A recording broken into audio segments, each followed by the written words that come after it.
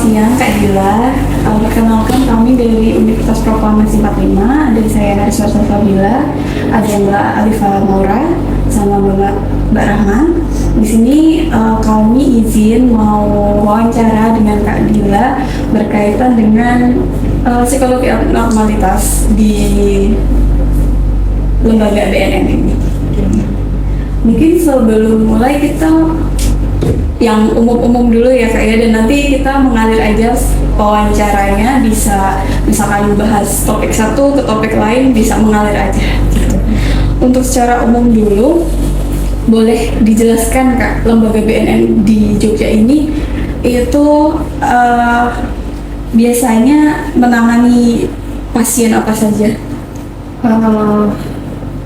Kita lebih fokusnya ke pecandu narkotika ya, dan situ untuk narkotika ini jenis apa aja beragam sekali ya, salah satunya dari benzo, dari sabu, dari ganja, ya trihex ya, pil sapi itu juga masuk dari kategori sini juga, dan pernah juga ada klien yang mengalami hal itu juga, kecanduan itu. Juga ada gorila, Bapak Gorila, tahu ya? Terus sih.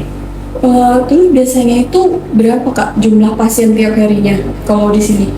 Jumlah pasien setiap harinya, karena konselor kami terbatas, kami hanya menerima maksimal sehari itu 2-3 klien. Karena kami satu konselor, satu klien.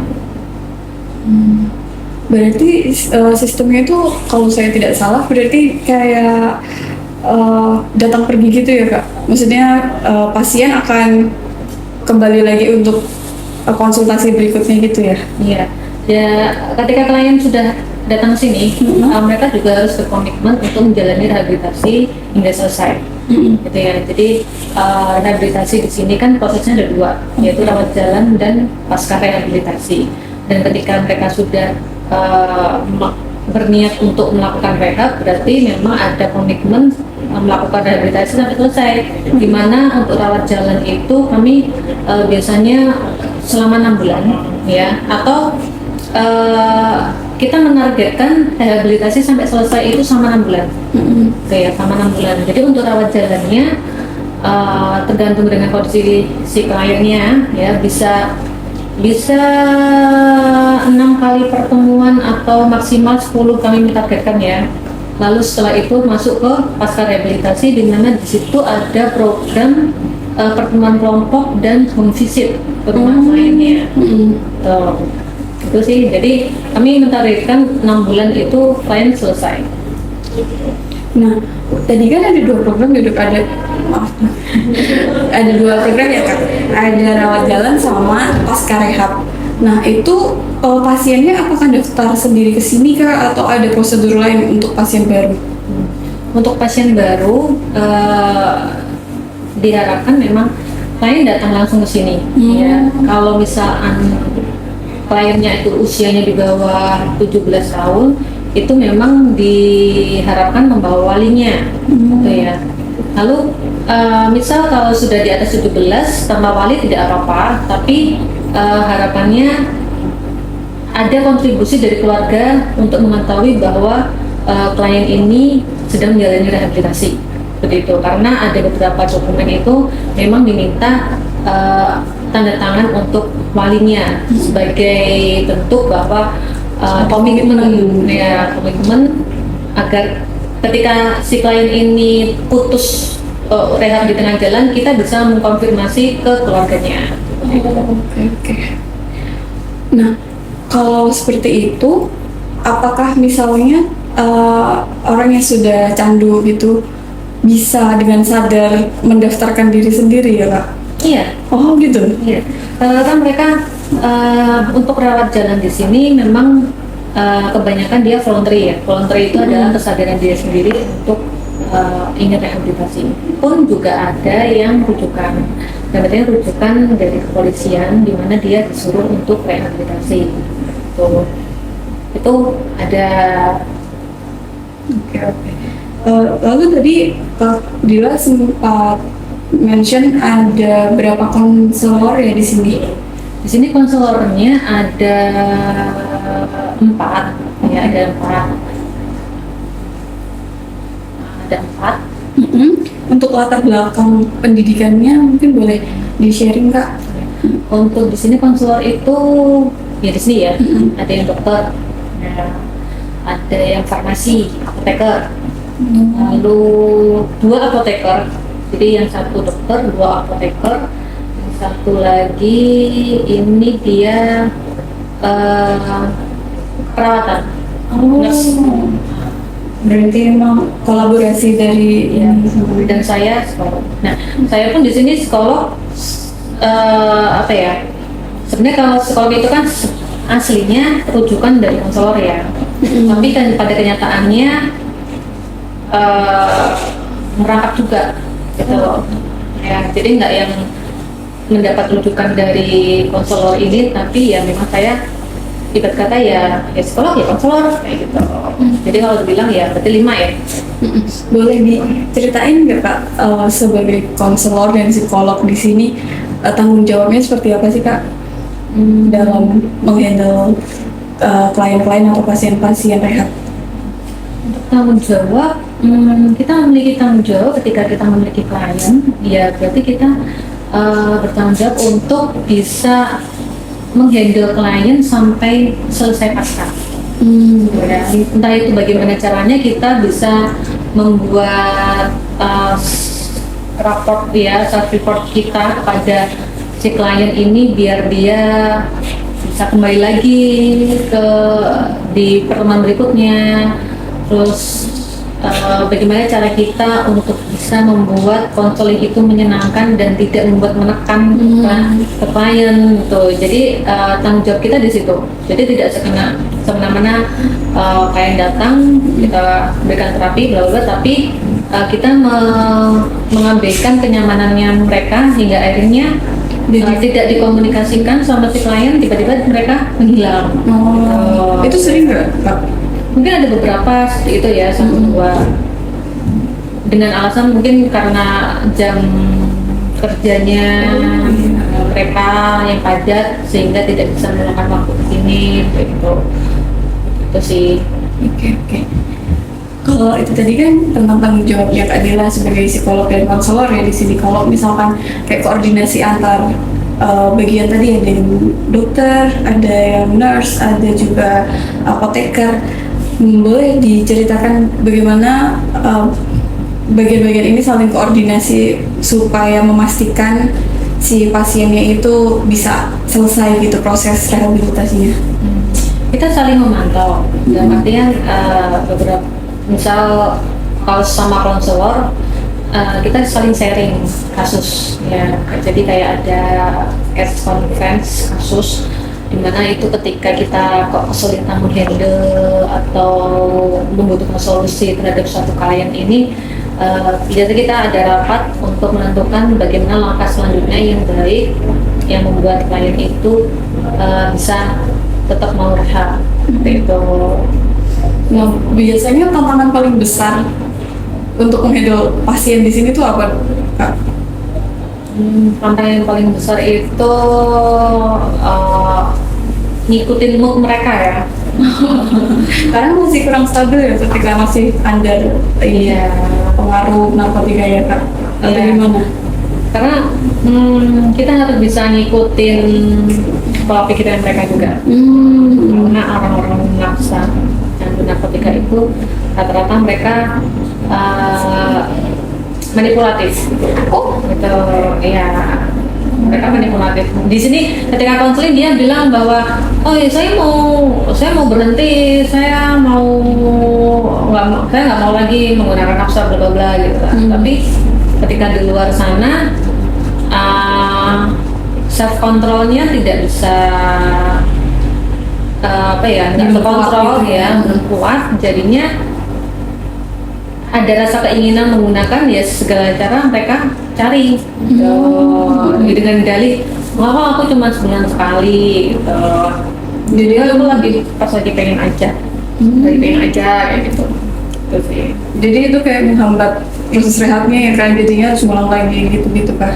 Iya. Terus kalau dari keluarga pasien sendiri, peran dari keluarga itu sepenting apa sih Kak biasanya dalam mendukung pasien ini sembuh? Pastinya peran keluarga di sini sangat dibutuhkan, di mana keluarga itu membantu untuk mengingatkan si klien ini untuk benar-benar konsisten pengen pulih, gitu ya, pulih dari ketidakpenggunaan nafsanya dia. Dan di sini kita harus gali dulu alasannya si klien ini menggunakan nafsa itu apa. Kalau misalnya dia cenderung, saya di keluarga nggak punya teman buat cerita gitu, atau orang tua terlalu sibuk bekerja, jadinya ketika saya stres ya pengalihannya ke nafsa biar saya dari stres saya itu bisa menekan gitu, bisa hilang gitu kan. Nah, kita koordinasikan juga sama keluarga bahwa alasannya menggunakan nafsa itu seperti ini, dan harapannya ada komunikasi yang baik antar klien dan keluarga agar tidak relapse lagi. Sebenarnya Kak, untuk proses terapinya Kak, kalau di rehabilitasi ini biasanya menggunakan metode terapi apa aja? Proses rehabilitasi ini menggunakan lebih cenderung ke CBT ya, ke CBT. Jadi CBT sama MI, motivation interviewing gitu ya. Jadi kita memberikan lebih terfokus interview atau wawancara yang memberikan motivasi ya, atau memperkuat motivasinya dia agar dia bisa stabil, bisa konsisten dan rehab. Lalu untuk terapi yang paling efektif untuk kasus tersebut biasanya menggunakan terapi apa yang paling efektif? Paling efektif itu sejauh ini sih CBT ya, CBT karena itu yang sering digunakan para konselor di rehab nafsa ini. Lalu untuk ini Kak, tantangan yang paling susah ketika proses melakukan terapi itu biasanya apa Kak? Ketidakjujuran dari klien, tantangannya di situ. Jadi klien ketika ditanyain alasannya menggunakan itu apa, gitu kan, rata-rata mereka mengatakannya itu secara umum. Jadi kayak, oh ya awalnya coba-coba atau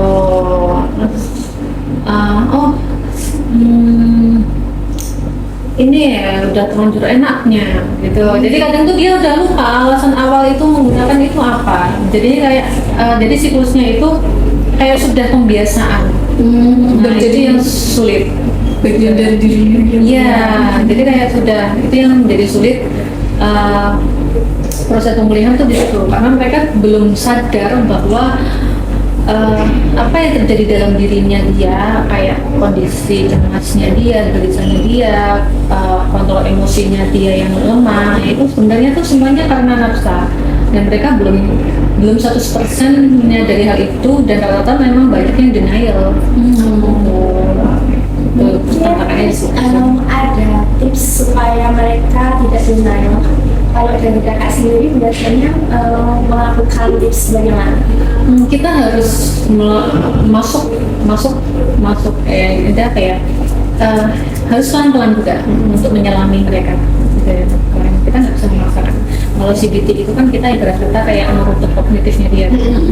Tapi di sini kita kalau untuk merubah nggak bisa langsung sekali. Jadi harus pelan-pelan, dan makanya itu memang butuh, nggak bisa yang cuma sekali 2 kali pertemuan. Memang rata-rata memang cukup lama. Ya, cukup lama sampai 6-10 kali pertemuan itu aja. Kalau mereka konsisten, itu aja juga masuk kita juga pelan-pelan gitu, tergantung denialnya mereka itu tinggi atau enggak. Terus sih, jadi mungkin tipsnya dari aku nggak usah yang terlalu buru-buru untuk membuat mereka benar-benar sadar, tapi kita mencoba untuk menjadi teman mereka, menjadi teman mereka, dan kita menyelami pelan-pelan di pola pikir mereka sebagai teman. Karena kalau mereka masih menganggap kita sebagai petugas rehab, mungkin masih ada beberapa yang mereka nggak bisa terbuka. karena rusak akut gitu ya. Mungkin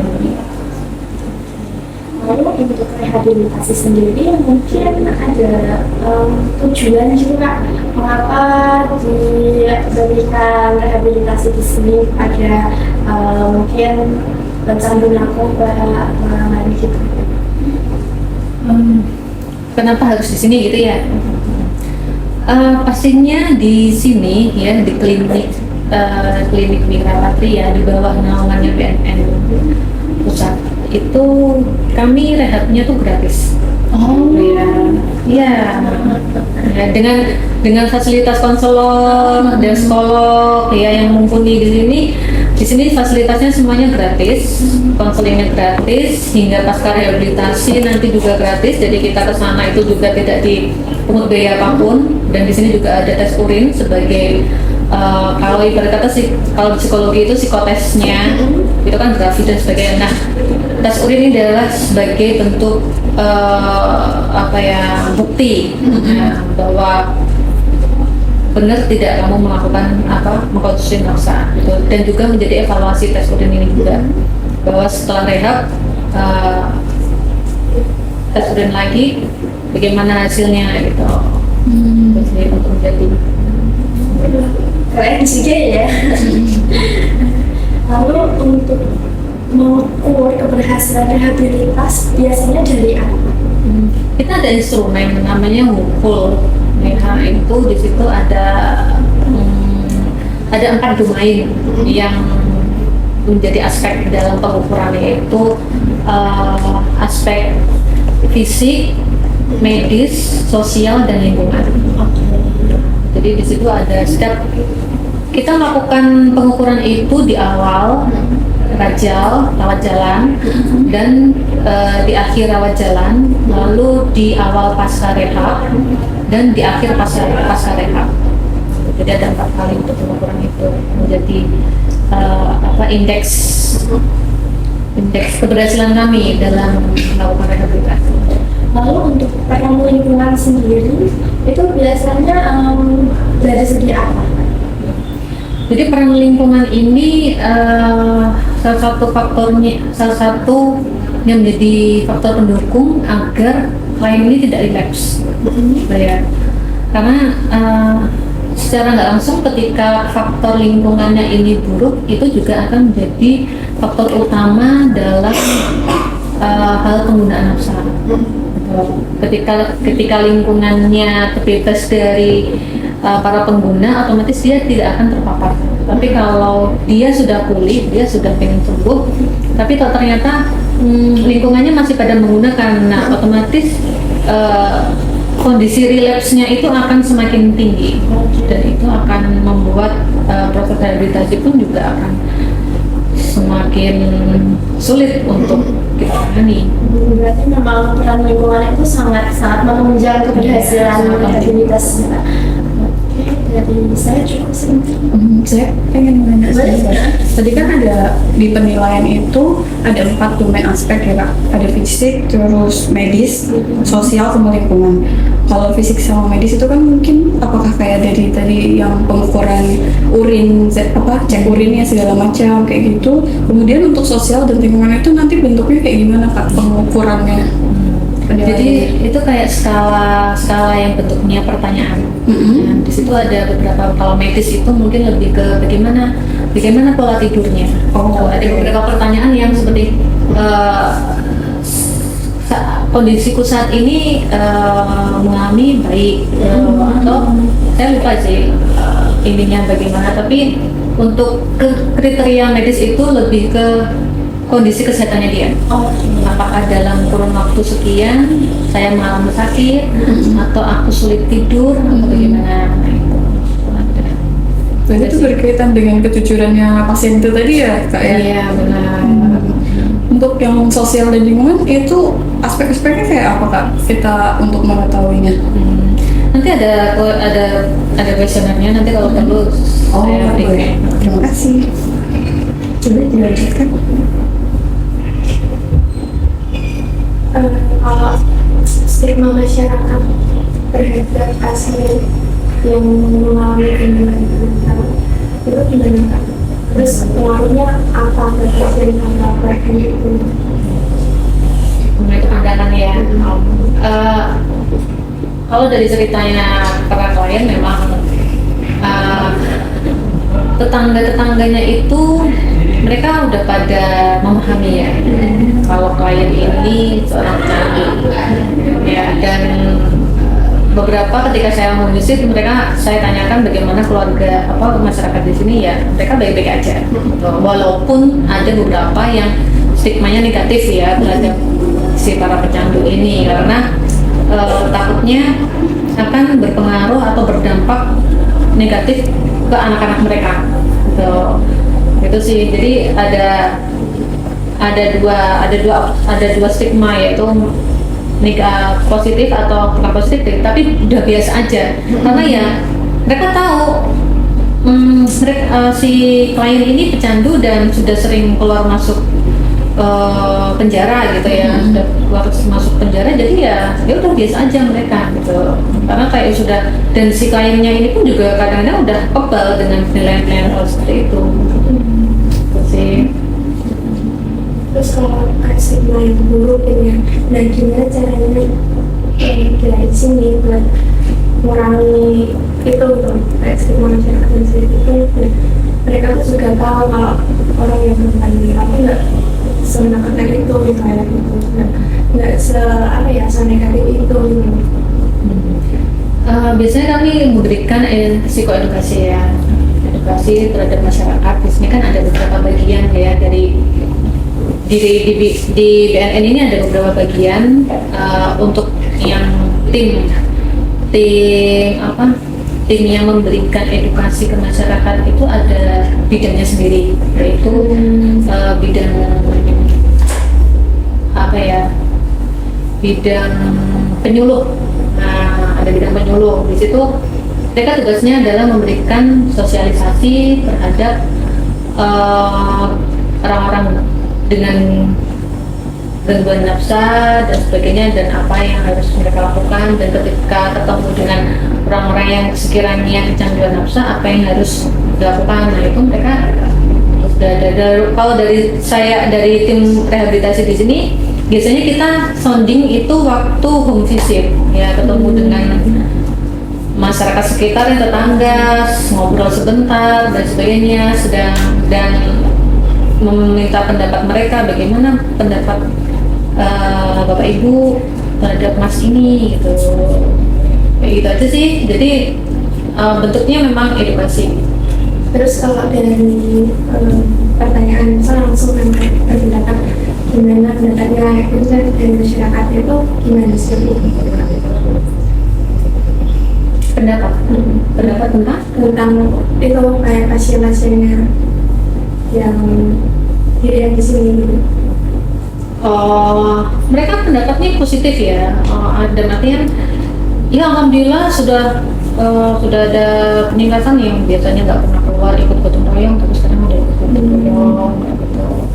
Terus ya biasanya komunikasi, biasanya cuman ya bisa, kalau orang nafsa itu kan antisosial ya.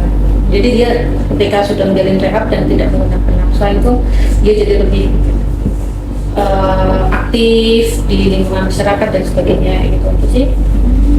Terus selain edukasi, kebijakan apa yang bisa untuk meningkatkan atau mengurangi tingkat gangguan mental yang ada di Jogja terutama? Kebijakan ya, apa ya?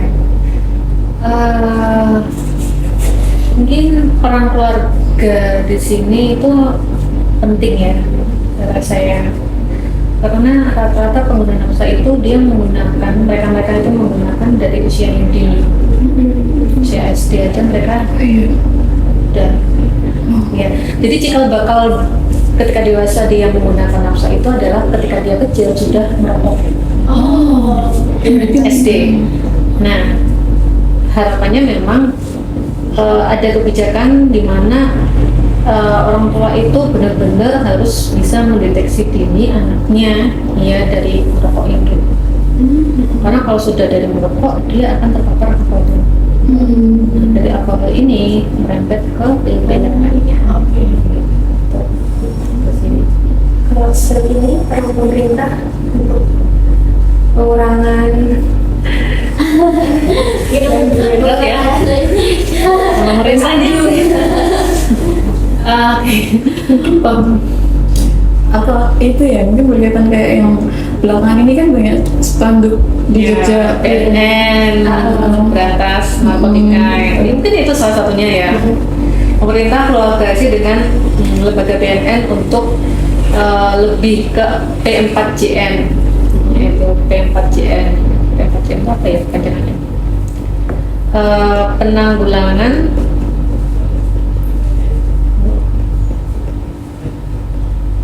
P4GN. Jadi dari pemerintah dan lembaga PNN itu fokusnya di P4GN. Nah, singkatan dari pencegahan, pemberantasan, penyalahgunaan dan peredaran gelap narkotika. Jadi ada gerakan seperti itu untuk memberantas penyalahgunaan. Jadi ini ya Kak, jadi selain edukasi kepada masyarakat juga langsung turun ke lapangan gitu. Langsung apa ya, kayak ngerebuk ya, kayak gitu. Kemarin sempat kita sudah melakukan aksi apa ya, saya lupa ya, kayak penggerebekan massal di daerah mana ya, Soyudan, mana ya, Kalicode, tahu? Nah, daerah situ dan di Rusunawa kita sudah melakukan penggerebekan situ, bukan penggerebekan sih, tapi kayak razia, di mana kita memberikan tes urin kepada beberapa kakak dari beberapa kakak, dan ada 3 yang positif unsur. Nah, dari situ kita tidak menghakimi untuk bagaimana, tapi kita langsung mengarahkan mereka ke rehab, ke rehab, mengajar mereka untuk rehabilitasi, melakukan rehabilitasi ke kantor langsung. Lalu Kak, izin bertanya ya, ketika ada pasien yang mungkin terpapar oleh narkotika dan sebagainya itu, apakah nanti pasien tersebut tuh bisa kena gangguan mental gitu Kak? Iya, penyebabnya gangguan mental dulu Kak. Kayak misalkan dia di keluarga merasa atau merasa nggak disayang gitu, jadi kan mungkin dia punya depresi terus arahnya ke nafsa, atau malah sebaliknya, nafsa menyebabkan dia punya gangguan mental. kalau sejauh ini yang saya temui itu mereka sakit mental tuh malah karena dibuat gitu ya, bukan yang memang benar-benar di mereka pure, ya, pure sakit mental terus dia candu enggak. Toh juga rata-rata kalau untuk kasus-kasus depresi mereka akan mengeluh karena memang ada gangguan dulu, baru mereka akan dirujuk ke psikiater dan mendapat obat-obat yang memang salah satunya itu memang ada kategori nafsanya, yaitu alprazolam. Cuma kan selama itu digunakan dengan dosis yang dianjurkan sebenarnya tidak ada masalah. Cuma rata-rata untuk para pengguna nafsa yang sudah sakit, mereka ke psikiater mencari obat itu biar legal, biar dapat betul ya. Jadinya kayak kadang mereka sebenarnya sehat, tapi karena awalnya coba-coba melihat teman-temannya kok enak ya, fly ya dan sebagainya, akhirnya mereka mengkonsumsi itu dan secara nggak sadar malah membuat mereka itu sakit. Sakit jadinya ya. Ada yang salah satunya sabu itu kalau dikonsumsi dan jangka waktu yang lama dan dosisnya tinggi itu memang benar-benar efeknya tuh menyebabkan gangguan mentalnya tuh kerasa sekali, sudah dari hasil halusinasi, ya pendengaran, penglihatan, terus delusi juga, paranoid dan sebagainya. Berarti kalau untuk apa ya, pecandu sabu terutama itu bisa jadi dia akan terpapar skizofrenia atau bagaimana? Iya, rata-rata bisa jadi seperti itu. Bisa, tergantung nafsanya yang dia digunakan apa. Tapi bisa mengarah ke situ. Kalau untuk pecandu narkoba yang sudah rehab di sini, kira-kira dari tahun 2024 dan 2025 apakah ada penurunan atau peningkatan Kak? Ada peningkatan ya. Ada peningkatan. Karena nggak tahu ya, semakin kesini pecandu semakin banyak ya, dan semakin tidak terkontrol penyebaran pil-pilnya. Apalagi yang mudah didapat itu adalah pil sapi. Pernah dengar sebelumnya pil sapi? Yang dari jamur itu ya Kak? Bukan. Ya, pil sapi itu trihex. Oh. Itu mudah sekali dapat dan harganya pun juga murah. Nah, para resep dokter aja udah ada tuh di Saya nggak kepapar kayak gitu, jadi kebayang gitu loh Kak. Kayak dari gimana mereka bisa mendapatkan itu gitu. Ya, kalau Kamu ternyata semudah itu ya untuk menemukan ya Kak? Atau Iya. gimana? kadang malah ada yang klien pernah cerita kalau pil-pil seperti itu bisa dijual di marketplace. Iya, bahasanya adalah obat diet. Gitu. tapi Ngeri juga ya. Maksud kita pengen dia ternyata kita beli, aduh. Untuk yang trihex ini memang efek sampingnya dia menjadi nafsu makannya berkurang. Itu sih. jadi bisa dikatakan obat diet gitu ya. Soalnya kalau setahu saya sendiri itu tuh mengeluarkan obat narkotik atau psikotropik itu sangat detail gitu loh Kak. Jadi kadang saya pikir kok segampang itu dapatnya dari mana? Pastinya oknum ya, nggak mungkin kalau Iya sih. Soalnya memang ketat banget kalau dia ngeluarin obat tersebut. Terus biasanya kalau misalkan dapat obat kayak gitu dari lingkungan ya Kak ya. Nah, terus tadi kan dia mention kalau ada home visit. Nah, home visit ini kan biasanya kayak ketemu sama keluarganya, kemudian lingkungan sekitar rumahnya atau tetangganya gitu. Sedangkan mungkin yang nyebarin pengaruh itu, pengaruh buruk itu tuh lingkungan pertemanan atau yang nggak bisa kita visit gitu. Nah, itu gimana Kak? itu di luar jangkauan kami ya. Karena kan kalau di lingkungan keluarganya mereka baik, tapi ternyata kok lingkup pertemanannya mereka yang buruk, nah berarti itu di luar jangkauan kami. Dan kita memang ya tugas kita hanya memotivasi dia, menekankan dia bahwa memberikan solusi. Ya kalau kamu pengen pulih, ya memang harus menghindari pertemanan yang negatif. Kalau ingin benar-benar pulih, cari pertemanan baru dengan lingkup yang lebih positif, kayak gitu. Karena kita nggak bisa mengontrol si klien juga ya, tapi kita hanya bisa memberi penekanan di situ. Ya kembali lagi ya, apa yang kita sudah lakukan, semua pilihannya itu kembali ke klien. Ketika kamu ingin benar-benar pulih, ya lakukan apa yang sudah kami sarankan. Tapi kalau kamu masih setengah-setengah, ya kita itu di luar kendali kami. Apalagi kalau misalkan ada nggak Kak, pengalaman kliennya itu keluarganya yang maksa dia kesini, yang kayak nyeret dia kesini, daftarin ayo cepet rehab gitu kan, berarti dia sebenarnya belum punya kesadaran diri ya untuk mau stop gitu. Itu berarti bakal lebih susah ya. Tergantung ya, tergantung. Saya pernah mendapatkan hal itu ya, klien yang dia disuruh, ya, kadang itu karena disuruh.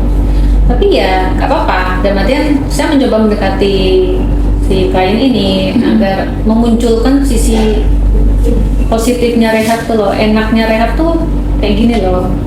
Kamu nggak akan sia-sia kok di sini. Tuh ya, tergantung bagaimana cara kita untuk membuat si klien nyaman inilah. Tapi ya pada akhirnya mereka senang ya, karena semua tergantung dengan konselornya ya.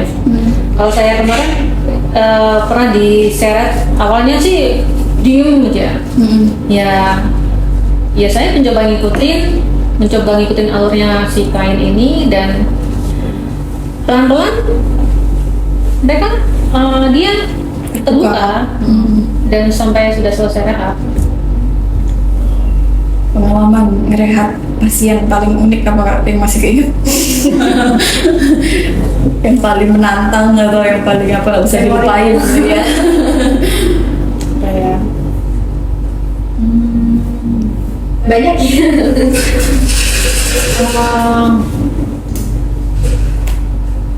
apa ya? Ini pasien beda nih dari yang lain gitu misalkan.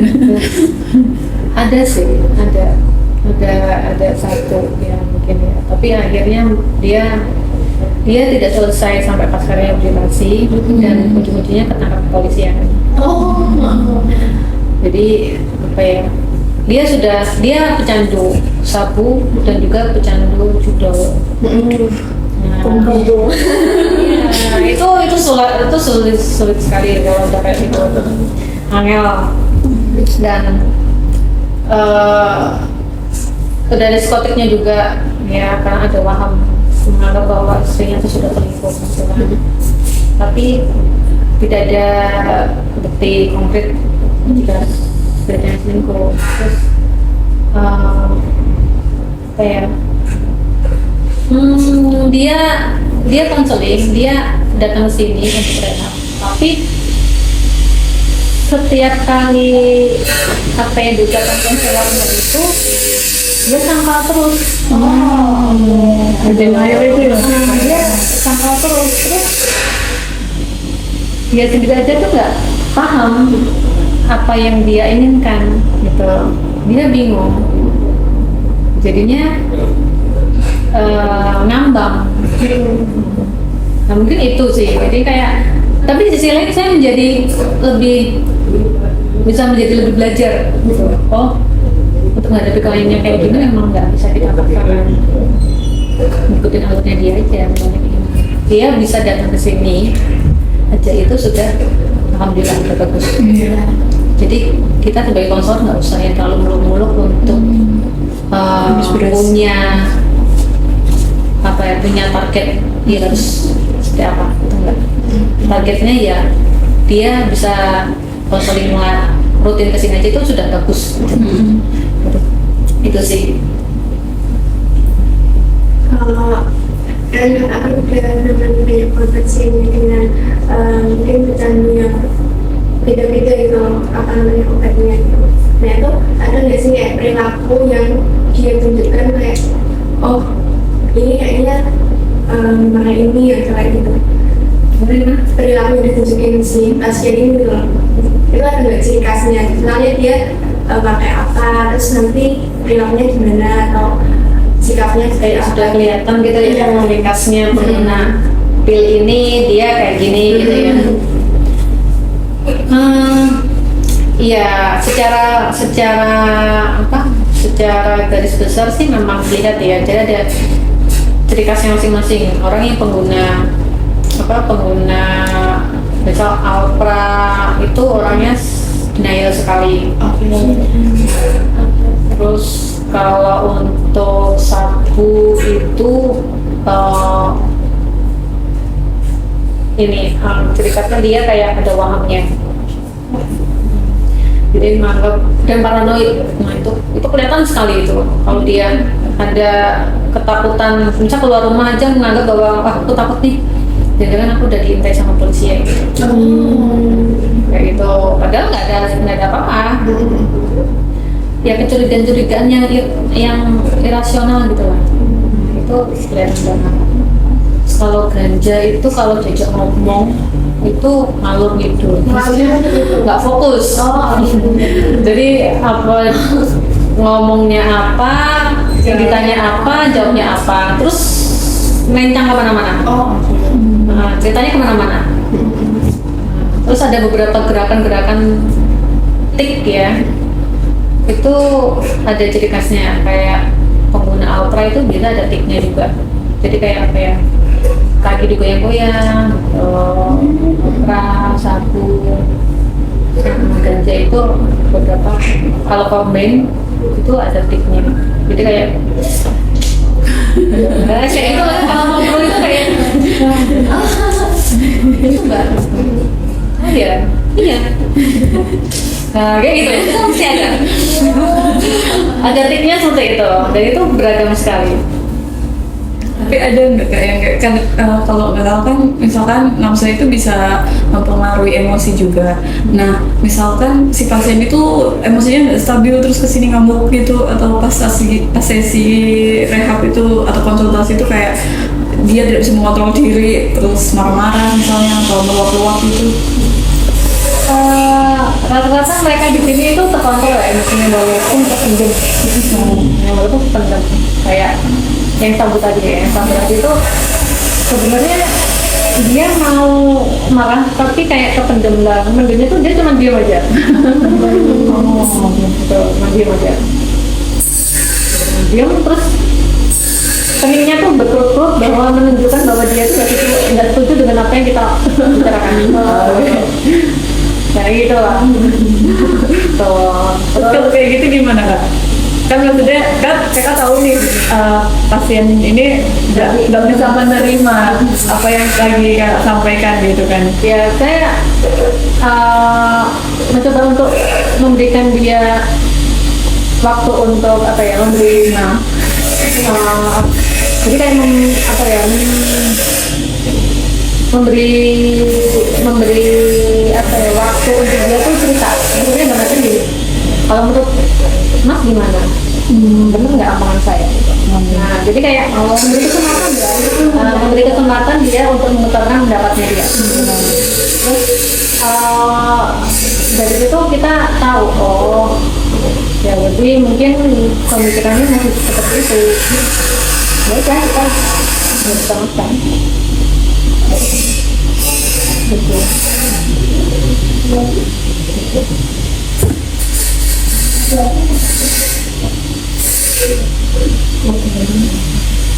Mungkin dari kami cukup ya kak untuk beberapa pertanyaan tadi.